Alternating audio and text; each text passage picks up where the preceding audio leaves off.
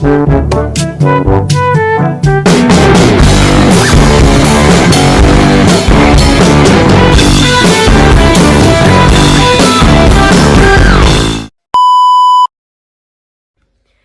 everyone, before starting the legend story this time, I will introduce myself first. Let me introduce myself. My name is Desya Hafizri. You can call me Echa. Here I will tell you the legends about the Hanging Rock in North Sumatra.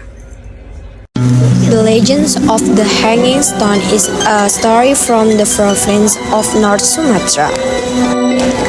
The Batu Gantung Panorama is one of the distinctive attractions of Lake Toba. The presence of the hanging stone always captures the attention of tourists visiting Lake Toba.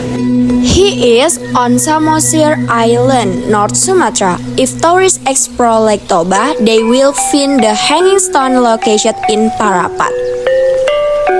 The existence of Batu Gantung is believed by the local community to have an origin rooted in the legend of the hanging stone. Long ago, in a village on the shores of Lake Toba, there lived a married couple who had a beautiful daughter named Seruni. Besides her beauty, Seruni was a devout daughter to her parents. She was always polite and eager to help with their work. One day, Seruni had to part ways with her beloved Sidoli. However, Sidoli had to leave to seek his fortune and save money for their wedding. Lake Toba and the rocks here become witness to his promise. Sidoli promised that you will return.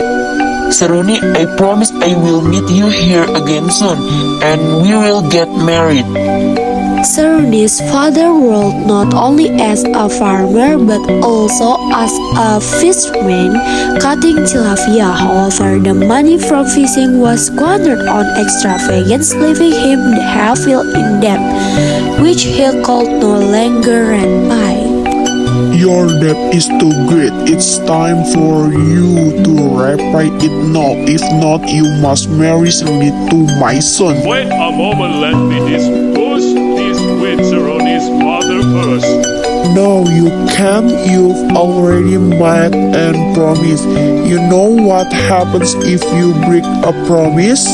Seruni's father was confused but had no other choice. He had to arrange for Seruni to marry his friend's son. One day, Seruni overheard her father talking to her mother about her arranged marriage. Secret upon hearing this, remembering her promise to Sidoli. What if Seruni did not agree to the arrangement? Seroni must agree to this arranged marriage, dear. If not, we will be in great danger. The next day, Seruni went to the field as well. This time, she went alone because her parents had business in a neighboring village. Only Sitoki, her loyal dog, accompanied her. Seruni was unusually quiet and not as diligent as she usually was.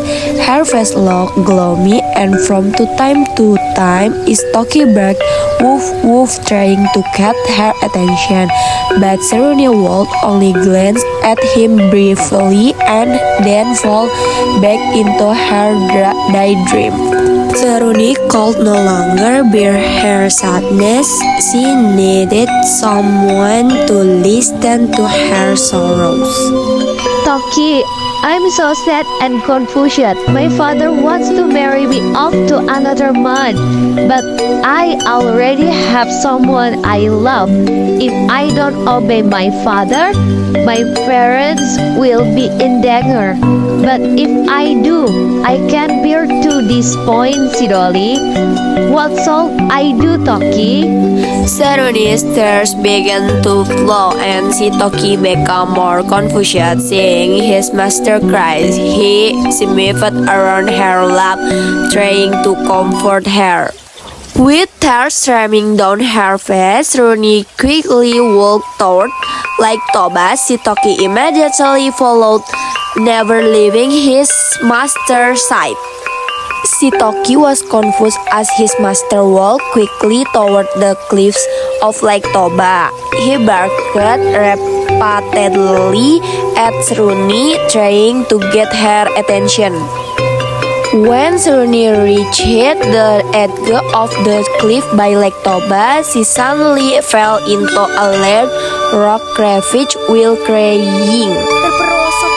The very dark hole terrified Seruni, and she screamed for help from Toki, her beloved dog.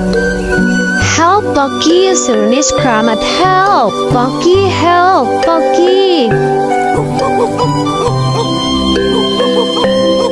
However, Toki was just an animal. He could do nothing but bark around the edge of the stone hole.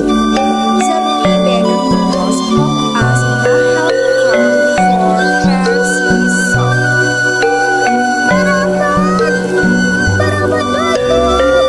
After Seruni said those words without warning, the walls of the stone hole began to close in. The walls closed in more and more precipitously against Seruni as well. Seeing his master in a increasingly hopeless situation, Toki finally ran back home. At home, Seruni's parents had just returned from the neighboring village when Toki tried to warn them that Seruni was in danger by barking non-stop, scratching the ground and punching back and forth around them. Realizing Toki's signal, Seruni's parents immediately set off, following Toki until they reached the edge of the hole where their doctor had fallen. They heard their doctor shriek from within the hole, but they were unable to help. Seruni's fathers ran to seek help, and soon after their neighbors arrived near the hole where Seruni had fallen. Sir, the hole is too deep and no light reaches it. I can only hear fine sounds from our show. Was it was in stones? What shall we do? Without answering his wife question, Seruni's father peered into the hole and decided to enter it to join his doctor. Mom, hold this door. I will go down to get our shell. Don't be reckless, dear. This hole is very dangerous. That's right, the hole is very deep and dark. Seruni's father reconsidered his decision, but suddenly a rumbling noise and a strong tremor were heard, causing the hole to slowly close and seal itself. Seruni, who was inside the hole, was ultimately crushed and could not be saved.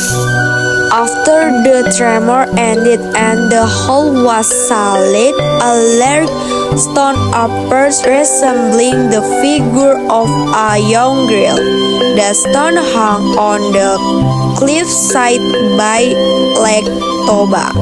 The people believed that the stone was the transformation of Seruni and named it Batu Gantung.